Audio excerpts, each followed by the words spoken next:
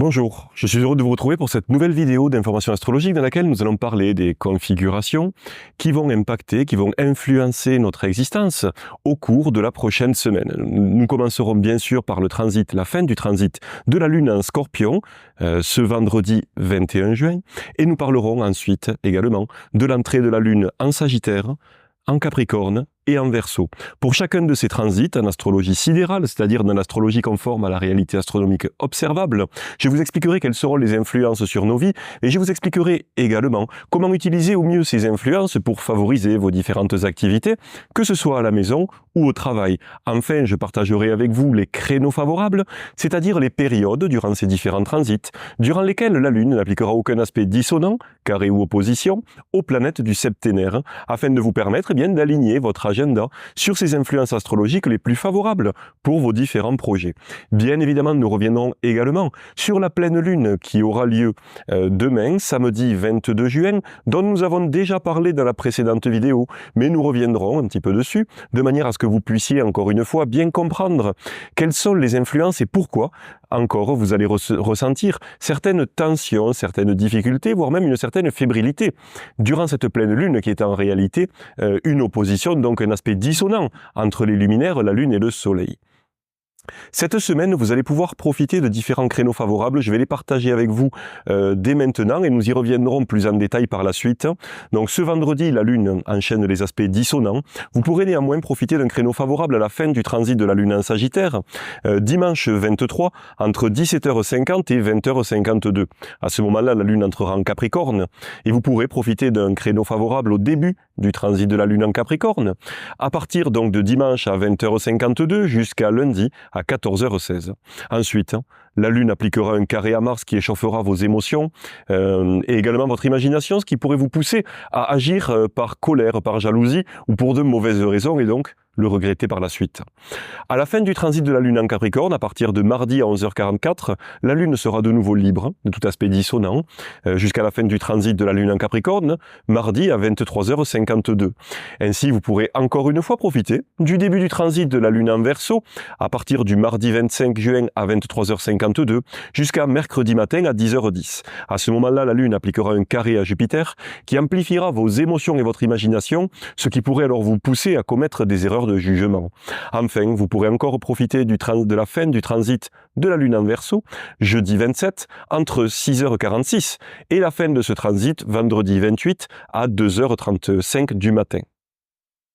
J'aimerais également vous parler de la conjonction entre la Lune et le nœud lunaire nord, qui aura lieu à la fin de la semaine prochaine, à partir du vendredi 28 juin à 13h16, jusqu'au samedi 29 juin à 23h10. À ce moment-là, donc, cette conjonction entre la Lune et le nœud lunaire nord n'impactera pas vos activités courantes, vos émotions. Par contre, l'astrologie traditionnelle recommande d'éviter de commencer quoi que ce soit d'important et destiné à produire ses fruits dans l'avenir lors d'une telle conjonction, c'est-à-dire lorsque la Lune est proche du nœud lunaire nord ou du nœud lunaire sud. Ça se produit chaque mois, étant donné que la Lune parcourt les 12 signes du zodiaque et les 360 degrés du zodiaque en un peu plus de 27 jours. Donc, chaque mois, les nœuds lunaires se déplacent beaucoup plus lentement. Donc, chaque mois, la Lune, tour à tour, transite le nœud lunaire nord et le nœud lunaire sud. Et durant ces configurations, qui durent à peu près 24 heures, l'astrologie l'astrologie traditionnelle recommande d'éviter d'entreprendre quoi que ce soit d'important et destiné à durer dans le temps. Le sachant, je partage cette info avec vous à l'avance, de manière tout simplement à ce que vous puissiez éviter de démarrer un projet qui vous tient à cœur et surtout un projet qui est destiné encore une fois à porter ses fruits dans l'avenir sous de telles influences, parce que ça associerait à votre projet de bien mauvaises énergies qui pourraient le pénaliser, qui pourraient apporter des difficultés, des retards, voire même des échecs. C'est aussi pour cette raison que je vous recommande, lorsque vous souhaitez démarrer quelque chose, une entreprise par exemple, ou même un projet qui vous tient à cœur, dans plusieurs semaines, plusieurs mois, plusieurs années, pourquoi pas, de toujours vérifier la carte du ciel pour vous assurer que le moment que vous avez choisi pour lancer ce projet ou cette activité n'est pas associé avec des influences astrologiques négatives. Par exemple, une conjonction lune-lunaire, ou alors la Lune qui appliquerait les aspects dissonants à des planètes, notamment du septénaire, carré ou opposition, ou encore le significateur de votre projet, c'est-à-dire la planète qui gouverne finalement la sphère d'influence de votre projet. Imaginez que vous souhaitiez démarrer un projet commercial, par exemple. Là, on va être tout naturellement sous la sphère d'influence de Mercure. Assurez-vous que Mercure, à ce moment-là, lorsque vous allez démarrer ce projet, que Mercure ne soit pas affligé, lui non plus, d'aspect dissonant, carré ou opposition. Encore pire, qu'il ne soit pas rétrograde. Parce que là, encore une fois, vous associeriez des influences néfastes, négatives à votre projet et qui perdureraient pour toute l'existence de ce projet. C'est ce qu'on appelle l'astrologie élective, en fait, hein, puisque vous le savez, le thème astral, c'est le ciel tel qu'il était au moment de la naissance d'une personne, de vous, de moi, de toutes les personnes. On a tous un ciel de naissance, mais il faut savoir que le ciel de naissance, le thème astral, s'applique à toute chose qui naît, toute chose qui débute. Donc par exemple, une entreprise, la création d'une association, pourquoi pas une association, un partenariat, un mariage, un pax, toutes les choses qui vous engagent pour l'avenir finalement, qui sont vraiment importantes, eh bien ça nécessite de bien regarder le ciel avant, avant que les dés ne soient jetés. C'est-à-dire ce qu'on va chercher à favoriser, c'est le moment à partir duquel on ne peut plus faire marche arrière. Par exemple, lorsque vous créez une entreprise, une société, eh bien, ce sera le moment où vous allez, par exemple, mettre dans la boîte aux lettres l'envoi des statuts qui vont marquer, par exemple, ou des formalités administratives qui vont marquer la création de votre entreprise. Une fois que vous avez mis la lettre dans la boîte aux lettres, eh bien, c'est parti. Ou par exemple, vous avez rendez-vous dans un bureau administratif ou autre pour enregistrer les documents et pour acter le début de votre association, de votre activité, de votre entreprise, eh bien, c'est ce moment-là, parce qu'à partir du moment où vous avez apposé votre signature, eh bien, ou à partir du moment où les documents sont enregistrés, c'est à ce moment-là que vous ne pouvez plus faire marche arrière.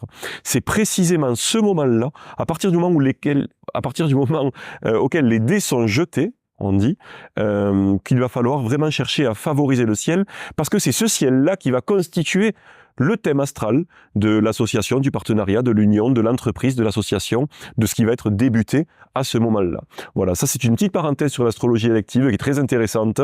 Vous trouverez quelques vidéos, des guides vidéo sur ma chaîne YouTube, justement, dans lesquels je vous explique comment utiliser les heures planétaires, par exemple, que je vous utilise comment utiliser l'astrologie lunaire, par exemple, comment utiliser même un calendrier astrologique, que je suis heureux d'ailleurs de vous offrir, de vous envoyer pour toute inscription, pour tout abonnement à l'espace membre Tempus Magis. Ce calendrier lunaire, vous retrouvez les choses importantes, les transits de la Lune dans les signes, vous retrouvez les planètes rapides rétrogrades, vous retrouvez les phases lunaires, nouvelle lune, pleine lune, vous retrouvez les conjonctions lune lunaire, qui sont finalement les éléments essentiels à considérer pour utiliser les influences astrologiques pour vous faciliter la vie.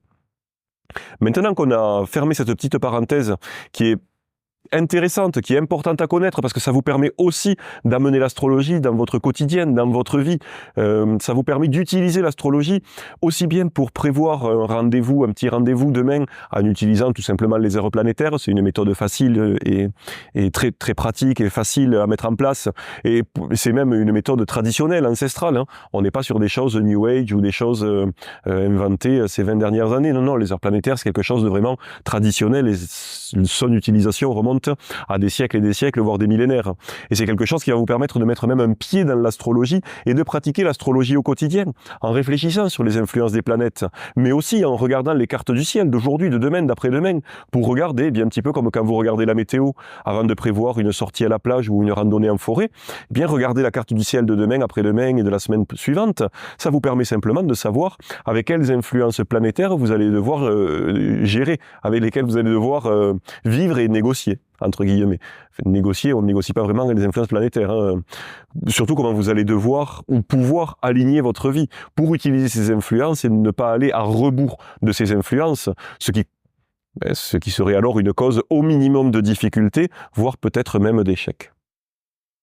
Avant toute chose, on va peut-être revenir sur cette pleine lune.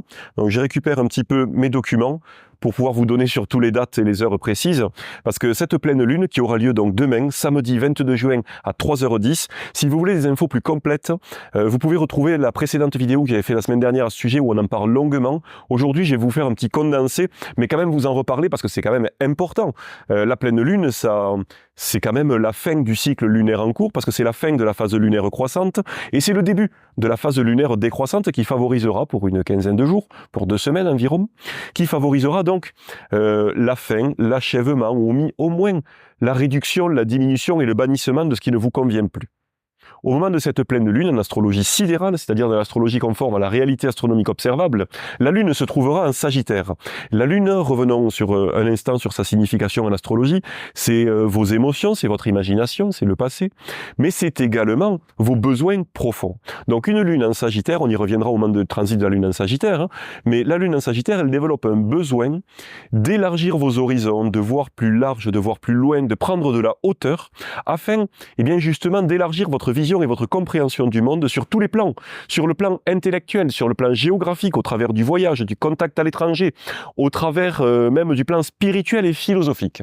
Cette lune en Sagittaire, donc, elle vous incite à partir à l'aventure, à partir en voyage, à vous élever, à partir plus loin que là où vous vous trouvez. Aussi bien sur le plan physique par vos déplacements et vos voyages, que par le plan mental. Ça peut être lire la presse étrangère, ça peut être lire un article ou un sujet, un contenu dans une langue étrangère, ça peut être vous intéresser à une culture étrangère pour, eh bien, prendre conscience, vous rendre compte qu'ailleurs on vit autrement, ailleurs on pense autrement, ailleurs on croit autrement. Ça, c'est très important. C'est tout ce que vous suggère et même vous incite fortement au travers du besoin développé par la Lune en Sagittaire. Le Soleil, quant à lui, qui est opposé à la Lune, justement, c'est le principe de la pleine Lune, c'est une opposition entre la Lune et le Soleil. C'est d'ailleurs pour ça que ça génère des tensions en nous, une certaine fébrilité, de la nervosité, ça nous empêche de dormir. Parce qu'on a nos besoins qui vont d'un côté, en l'occurrence vers le Sagittaire, c'est-à-dire l'élévation et la prise de hauteur, et de notre côté, le Soleil qui vous parle essentiellement de votre réalisation, certes, mais de votre volonté, de votre ambition sur le moment, qui lui se trouve en Gémeaux.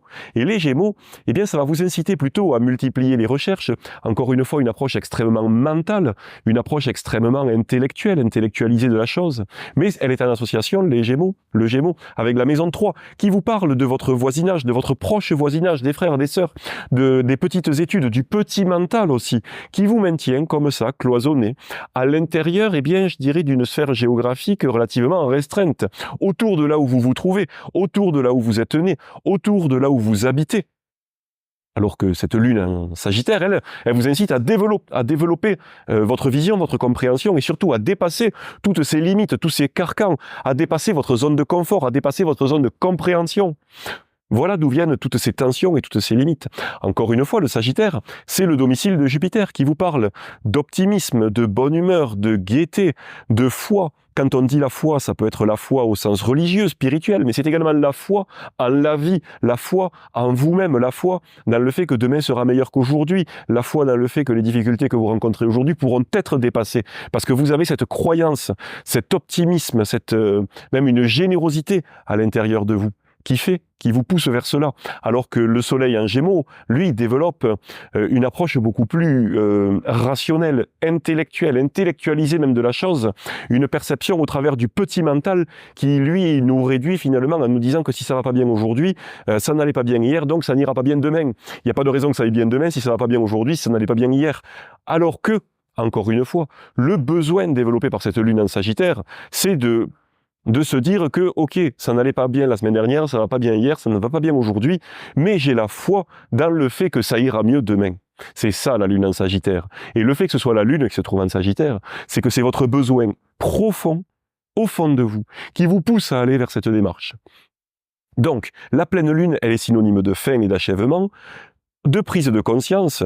Donc, profitez samedi de cette pleine lune pour prendre un moment de pause, un moment d'introspection, un moment de méditation, de relaxation, mais prendre le temps de songer à ce qui vous retient, justement, dans une vie plutôt gouvernée par votre mental, plutôt gouvernée par une approche intellectuelle, peut-être même un peu défaitiste, ou au moins calquée sur le passé et non pas sur la foi que l'avenir sera meilleur qu'aujourd'hui et qu'hier. Réfléchissez. Dans votre environnement proche, notamment, puisqu'on parle du Gémeaux en association, en analogie avec la maison 3, réfléchissez dans votre environnement proche, sur le plan intellectuel, culturel, géographique, mais également humain. Qu'est-ce qui, dans votre environnement proche, vous retient la tête, je dirais, au moins tournée vers le passé, au travers du mental qui vous ramène au passé, ou vers une approche dénuée de tout optimisme, dénuée de toute gaieté, dénuée de toute foi. Qu'est-ce qui vous éloigne de votre foi dans votre quotidien, encore une fois, humain, géographique, culturel, ou simplement du poids des habitudes? Qu'est-ce qui vous éloigne justement du fait de pouvoir prendre de la hauteur et élargir justement votre horizon, vos horizons, de votre compréhension du monde. C'est ça que cette pleine lune vient vous interroger. C'est sur ce sujet-là que cette pleine lune vient vous interroger. Pourquoi? Parce que derrière, c'est la phase lunaire décroissante qui va démarrer, qui va vous aider une fois cette prise de conscience actée, qui va vous aider à diminuer, à éloigner, à mettre un terme, à bannir justement tout ce qui vous maintient attaché à ce petit mental, éventuellement à cet ego, et qui vous maintient attaché à cette vision très, je dirais, enfermée, très limitée, peut-être même au travers d'un éparpillement qui vous pousse à aller dans tous les sens et qui vous empêche justement d'avoir foi dans cet avenir, qui vous empêche justement de... Vous savez, moi le Sagittaire, j'aime bien lever les yeux au ciel un petit peu comme la nuit quand on regarde les étoiles, quand on regarde un ciel étoilé et qu'on prend soudain conscience que tous nos petits problèmes de la journée qui ont monopolisé notre mental et notre esprit ne sont rien. Rien au regard de cette immensité que le spectacle du ciel nous offre. C'est pour ça que quand je parle du Sagittaire, j'ai ce geste de regarder au ciel. Eh bien, peut-être que ça vous est arrivé, peut-être que vous, aujourd'hui, vous vous sentez pris dans tout un tas de problèmes, de tracas du quotidien, et que vous ne voyez pas vraiment cet optimisme, cette foi que cette pleine lune en Sagittaire vous appelle à développer. En tout cas, elle fait naître le besoin de vivre cette foi et cet optimisme. Eh bien, ce soir, demain soir, tout au long, peut-être de cette pleine lune ou de cette lune décroissante, lorsque le ciel sera dégagé, observez le ciel. Regardez toutes ces étoiles, ce million d'étoiles dans le ciel. Et peut-être que vous ressentirez justement cette influence, cette force justement du Sagittaire, qui va vous permettre d'un seul coup, de relativiser tout ce que votre mental avait pu vous pousser à ressasser peut-être. Encore une fois, si vous aviez ce problème de votre mental qui vous empêche de vous élever, parce qu'il vous maintient comme ça à ressasser dans des ruminations mentales, vous avez l'élixir floral du Dr Bach, White Chestnut, qui pourra également vous appuyer, qui pourra également vous aider dans cette démarche. Et pourquoi pas décider que cette lune décroissante, les 15 jours qui vont suivre la pleine lune de samedi, pourquoi pas la consacrer à éliminer ce phénomène des ruminations mentales. Vous le savez, ça peut vous pourrir la vie, ça peut vous empoisonner la vie. Et bien comment faire dans ce cas-là pour vous permettre encore une fois d'accéder à cet optimisme et à cette vision plus large et plus élevée? Voilà pourquoi on cherche à sortir des ruminations mentales, parce que ça nous maintient dans quelque chose qui nous empêche justement de nous élever et qui nous empêche de vivre justement, de vivre l'optimisme, la gaieté, la joie et la générosité, la véritable générosité.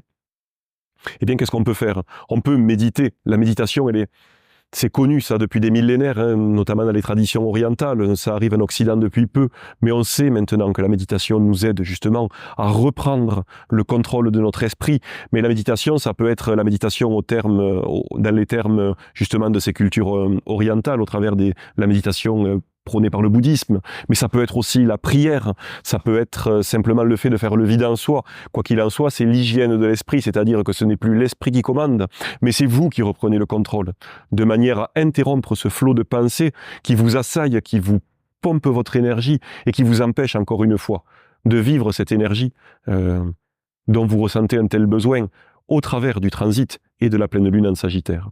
Vous avez, comme je vous le disais, évidemment, l'élixir floral White Chestnut qui pourra vous aider. Ça, c'est quelque chose...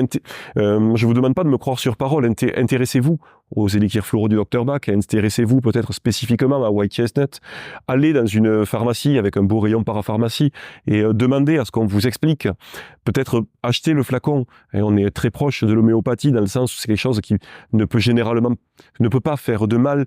Demandez conseil à votre pharmacien ou à la personne qui s'occupe de la parapharmacie à côté de chez vous. Si vous ressentez ce problème et que vous voulez vous aider au-delà, parce qu'il ne faut pas aller le chercher à l'extérieur, dire « Ok, je prends White Chestnut, tout va aller mieux ». Non, il faut être dans une démarche consciente et volontaire, tout d'abord au travers d'un travail de reprendre le contrôle sur la pensée, donc au travers d'un travail de méditation, que ce soit la méditation, la prière, la relaxation, ce que vous voulez. Et ensuite également, vous aider, vous appuyer sur l'élixir floral White Chestnut. Mais il ne faut pas croire que cet élixir floral va tout faire, va faire pour vous. Non. L'astrologie, elle vous incite à prendre conscience, à travailler sur vous pour avancer sur une transformation. Tout doit venir de vous. les méthodologies que vous allez employer, méditation, prière, relaxation, pourquoi pas sophrologie ou autre, vont être des outils qui vont vous aider au travers de votre prise de conscience à mettre fin justement à cette rumination mentale pour reprendre le contrôle de votre esprit et pouvoir accéder à ce dont vous avez besoin actuellement au travers non seulement de la pleine lune en Sagittaire, mais du transit de la lune en Sagittaire, à savoir une élévation sur tous les points de vue, intellectuel, spirituel et géographique. Donc ça, c'est vraiment quelque chose qui est important et vous allez pouvoir ensuite utiliser la pleine lune pour y mettre un terme. Tout ça, cette pleine lune, elle est quand même campée dans un décor un peu particulier parce que avant cette pleine lune, parce que la lune, au moment de la pleine lune sera en Sagittaire, au moment où je vais poster cette vidéo, au moment où je vous parle, hein, on est le vendredi 19 juin, la lune se trouve toujours en Scorpion jusqu'à ce vendredi soir à 16h28.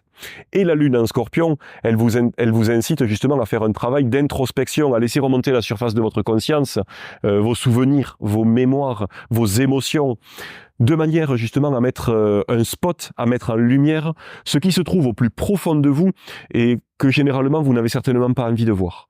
Pas envie de le voir parce que c'est trop noir, parce que c'est trop sombre, peut-être parce que c'est trop sale même.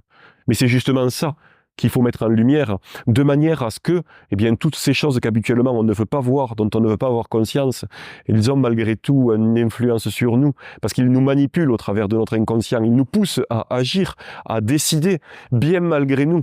Et c'est souvent ces choses les plus profondément enfouies en nous qui nous poussent à poser des actes forts, souvent durs dans notre vie, et que l'on regrette par la suite, mais en tout cas que l'on ne peut pas s'expliquer rationnellement.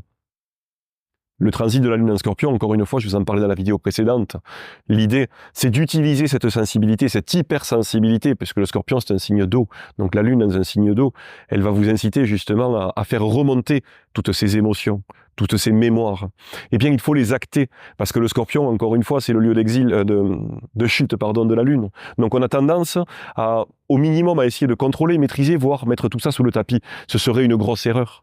Parce que si vous faites ça, chaque fois que la lune transite le Scorpion, tous les mois, eh bien vous faites petit à petit, vous nourrissez une démarche d'autodestruction, tout simplement, de tension intérieure et qui aboutit au final à de l'autodestruction. Donc, vous allez pouvoir profiter encore ce vendredi jusqu'à 16h28 des influences de la lune en Scorpion, et puis ensuite, la lune entrera donc en Sagittaire. Ce dimanche... Hop, non, j'ai perdu ma fiche, hein, ce vendredi 21 juin à 16h28, la Lune entrera en Sagittaire, dans ce signe de feu qui est le domicile de Jupiter, et qui est alors pour le coup le lieu d'exil de Mercure. Et elle restera en Sagittaire, la Lune, jusqu'au dimanche 23 juin à 20h52. Je ne vais pas faire un long descriptif de la Lune en Sagittaire, parce que finalement, je vous en ai déjà parlé longuement. Simplement, profitez de cette Lune en Sagittaire pour mettre en place les démarches qui vont vous permettre d'élargir votre vision et votre compréhension du monde, des situations que vous vivez, au travers, encore une fois, j'aime à le dire et à le répéter, mais que ce soit sur le plan intellectuel, spirituel ou géographique, les trois à la fois, pourquoi pas, mais déjà sur un de ces plans, ce sera déjà très bien. Je ne vais pas faire long sur la Lune en Sagittaire, parce que j'en ai parlé déjà longuement. Simplement, vous pourrez profiter d'un court créneau durant lequel la Lune n'appliquera pas d'aspect dissonant, dimanche, entre 17h50 et 20h52. Ensuite, la Lune entrera dans le signe du Capricorne. Alors là, les influences seront bien différentes. Parce que la Lune en Sagittaire, elle vous parlait d'optimisme, de gaieté, de foi, de valeurs même. Hein. Le domicile de Jupiter, c'est les valeurs aussi, hein. La morale. Le signe du Capricorne, là, c'est tout différent parce que c'est le lieu de domicile de Saturne, le poids, le temps, la responsabilité, la patience. C'est le lieu d'exaltation de Mars, donc on agit. C'est un signe cardinal qui incite encore une fois à passer à l'action, à initier l'action. C'est un signe de terre qui va diriger vos préoccupations et vos besoins vers des sujets pragmatiques et terre à terre. Mais c'est le lieu d'exil de la Lune, les émotions ne sont vraiment pas à l'aise. De toute façon, Saturne et la Lune font mauvais ménage dans le sens où ça apporte généralement un tel sens des responsabilités que ça vient écraser nos émotions, nos sentiments, que ça vient écraser le fait de pouvoir prendre soin de soi, écraser sous quoi? Le poids des responsabilités. Réfléchir sur la notion de responsabilité. Par exemple, si dans votre thème astral, vous avez un Saturne rétrograde, là, il ne faut pas hésiter. Profitez de ce transit, justement, de la Lune décroissante, pour le coup, en Capricorne, pour faire le point sur les responsabilités. On y verra par la suite, parce que Saturne est en Verseau. Donc là, très très clairement, pendant de longs mois, ça nous incite à faire un travail sur notre rapport aux responsabilités. Est-ce que je porte trop de responsabilités? Est-ce que je porte des responsabilités qui ne sont pas les miennes? Est-ce que je porte des responsabilités qu'on m'a mis sur les épaules, que je pense être les miennes parce que mon éducation dit que ça, c'est ma responsabilité? Ou est-ce qu'au contraire, je suis totalement irresponsable? Je ne porte aucune responsabilité. Dès lors que je sens le poids d'une responsabilité sur mes épaules, je fuis. C'est les deux, finalement, sens opposés. L'idée, puisque là, on va finalement en parler en une fois. Parce que le maître du Capricorne est également le maître principal du Verseau, on en parlera après, transit la Lune en Verseau, c'est donc Saturne, qui se trouve dans le signe du Verseau. Une planète dans son domicile, quoi qu'il en soit, elle ne peut pas nuire, elle gagne en qualité. Toujours faire attention, quand on dit elle ne peut pas nuire, on a toujours des nuances à introduire, puisqu'en astrologie, rien n'est gagné. Une planète dans son domicile, elle gagne en qualité, elle peut exprimer librement ses influences, mais elle nous incite quand même toujours au fait de nous reposer sur nos lauriers. Parce qu'on dit en astrologie qu'une planète dans son domicile, c'est une planète qui est comme le maître en sa demeure. Vous voyez que c'est un aphorisme qui ne date pas d'hier. Aujourd'hui, on ne parle plus vraiment du maître en sa demeure, mais lorsqu'on emploie ces mots, je ne sais pas pour vous, mais pour moi, lorsqu'on emploie ces mots, au travers de notre éducation et de notre culture, on a immédiatement une compréhension beaucoup plus fine et intuitive de ce dont on parle. Et dire qu'une planète dans son domicile, c'est comme le maître en sa demeure, eh bien on comprend tout de suite que la planète, elle est chez elle, elle est à l'aise, elle est libre de faire ce qu'elle veut. Mais attention, parce que le maître en sa demeure, il peut parfois avoir un comportement abusif sous son toit. Utiliser son autorité, ou le fait qu'il soit sous son toit, de manière abusive vis-à-vis des autres personnes qui sont sous son toit, que ce soit la famille, qui est résidente sous le toit, ou des invités qui peuvent venir sous son toit, de manière plus ponctuelle.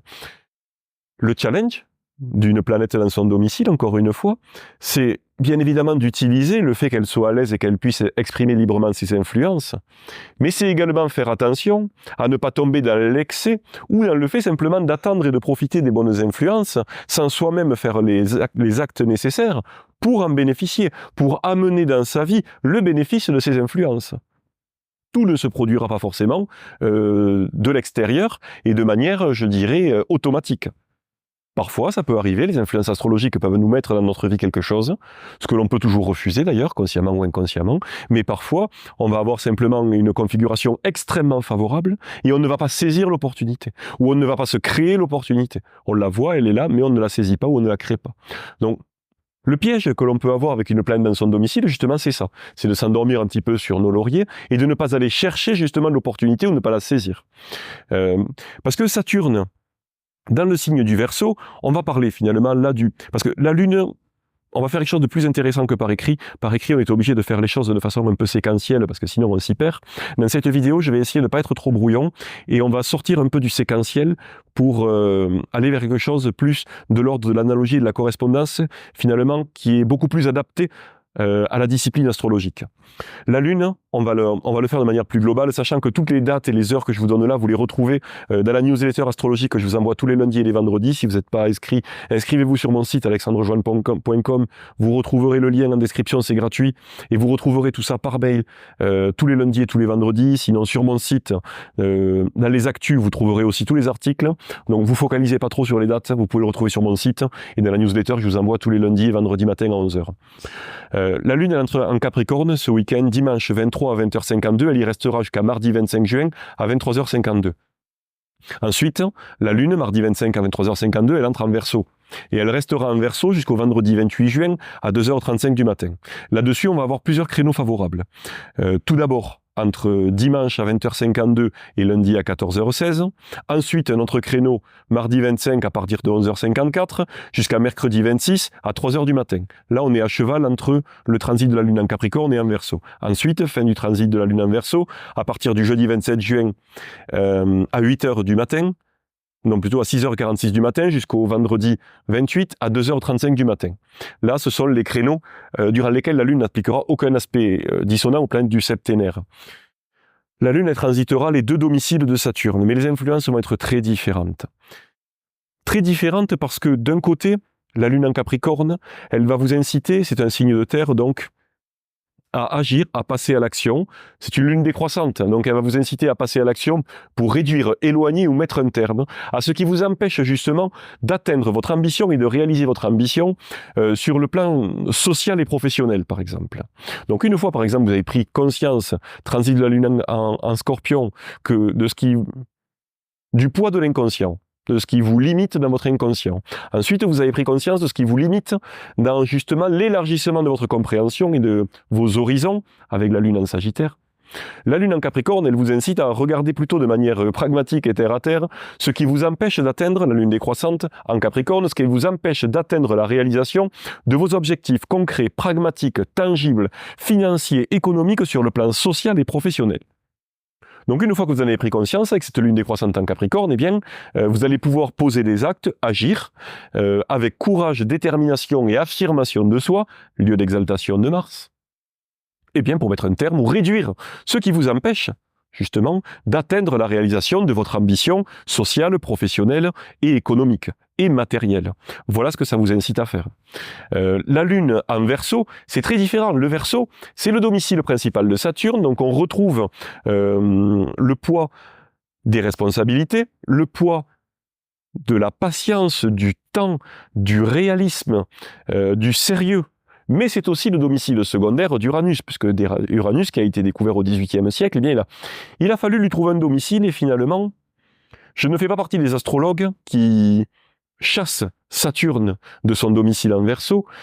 C'est une erreur à mon sens, mais c'est peut-être aussi une erreur que de dire que ce n'est pas le domicile d'Uranus. À mon sens, c'est de manière prioritaire, le Verseau, le domicile de Saturne. Ça, c'est quelque chose d'essentiel.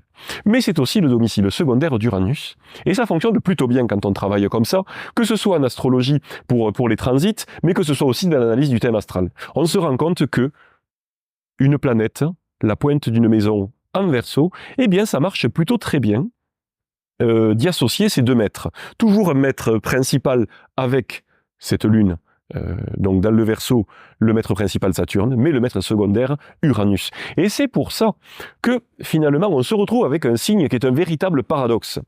Ça peut en rebuter plus d'un, et parfois ça peut même pousser à faire un choix de dire non, non, c'est que le domicile de Saturne, ou c'est que le domicile d'Uranus. Non, il faut aller plus loin, il faut dépasser ce paradoxe apparent, aller plus loin, et se rendre compte de... Parce qu'Uranus, c'est la planète de la liberté et de l'indépendance. Donc la Lune en Verseau, ça développe un besoin de liberté et d'indépendance. Évidemment, à ne pas le pousser trop loin, parce que si on le pousse trop loin, ce besoin, on pourrait refuser tout ce qui nous a été inculqué dans notre éducation et dans notre enfance, ce serait une erreur, certainement. On pourrait être tenté de repousser tout ce qui peut être associé à de l'autorité, ce serait une erreur, on tomberait dans un truc complètement anarchique, à simplement dire non, parce que il nous semble que c'est une source d'autorité, ce serait encore une fois laisser parler notre inconscient. Donc cette lune décroissante en Verseau, elle nous pousse à nous interroger sur qu'est-ce que la liberté et l'indépendance. C'est pas le rejet pur et simple de tout ce qu'on a acquis par le passé ou de notre éducation, c'est pas le rejet pur et simple de toute forme d'autorité, c'est choisi, et c'est pas non plus le rejet pur et simple du rejet de toute forme de responsabilité ou de sérieux. C'est bien au contraire de faire le choix de vos responsabilités, mais en conscience, sans vous laisser imposer quoi que ce soit par un sentiment de culpabilité, par des normes sociales, par votre environnement, par votre famille, par votre éducation. Non. C'est choisir, vous, en tant qu'être, quelles sont les responsabilités qui sont les vôtres en conscience. Et ensuite, de vous y tenir, de les honorer dans le temps, avec patience, avec responsabilité, avec réalisme aussi. Et là, vous agissez conformément à la personne que vous êtes vous, pas par rapport à des attentes ou à des projections des autres sur vous. Et c'est finalement ce que l'on appelle le processus d'individuation, qui vous permet de vous extraire de ce que l'on a pu vous calquer sur vous, de ce que l'on a pu coller sur vous. Cela vous permet de vous en extraire, parce que la lune décroissante en Verseau vous permet de réduire, d'éloigner et de mettre un terme, afin de laisser émerger votre véritable personnalité, d'être vous-même. Le Verseau, c'est également le lieu d'exil du soleil. Donc ça va vous permettre en plus de mettre de côté votre ego, l'image que vous vous êtes forgée au travers de votre passé et de votre éducation, pour devenir véritablement vous-même, le soleil que vous êtes vous-même, et pouvoir rayonner au travers de votre véritable personnalité. C'est ça que vous incite à faire cette lune décroissante dans le signe du Verseau. Parce qu'en plus de ça, Saturne, qui est donc le maître du Capricorne et le maître principal du Verseau, se trouve lui-même en Verseau. Donc on l'a dit, il ne peut pas nuire, attention toutefois à ne pas s'endormir sur ses lauriers, mais ça vous incite justement à vous interroger sur cette notion de responsabilité dans votre vie. Ça nous incite, nous tous, à nous interroger sur cette responsabilité. Le Verseau, c'est aussi la planète, pas la planète, le signe, en association, en analogie, en correspondance avec la maison 11 qui vous parle du collectif, du groupe. Donc ça nous incite évidemment à nous poser la question des responsabilités sur le plan individuel, les responsabilités que j'ai vis-à-vis de moi-même, vis-à-vis des gens qui m'entourent, de mes proches, de ma famille, de mes amis, dans mon travail. Toutes les responsabilités que je peux avoir autour de moi, finalement. Mais ça m'incite également à penser la question des responsabilités sur un plan plus global. Quand je pense ça, quand je dis ça, quand je fais ça, qu'est-ce que ça implique sur le plan collectif en termes de responsabilité? Quand j'achète tel produit, quand j'achète chez tel commerçant, quand j'achète sur telle plateforme, eh bien, ça n'a pas les mêmes conséquences sur le plan collectif. Si j'achète par exemple mes légumes au marché, ou si j'achète mes légumes par exemple dans un hypermarché. Ça n'a pas les mêmes conséquences si je vais acheter par exemple un savon auprès d'un savonnier proche de chez moi, ou si je le commande sur une plateforme en Chine. Ça n'a pas les mêmes conséquences. Je ne suis pas en train de dire que l'un est mieux que l'autre, je suis simplement en train de dire que chacun a notre opinion. Bien évidemment, chacun a notre opinion. Mais cette nouvelle lune, ce transit lunaire en Verseau, il nous incite pas finalement à dire c'est ça qui est bien, c'est ça qui est mal. Non, pas du tout. Et là, attention, on pourrait même tomber dans une approche quelque peu sectariste du transit de la lune en Sagittaire. Dans un tel cas, un excès d'enthousiasme qui vous pousserait à imposer votre réalité aux autres, là c'est l'élixir floral verveine qui sera intéressant. Mais là, dans le cas du Verseau aussi, on peut avoir un certain extrémisme, dans certaines pensées, certaines croyances.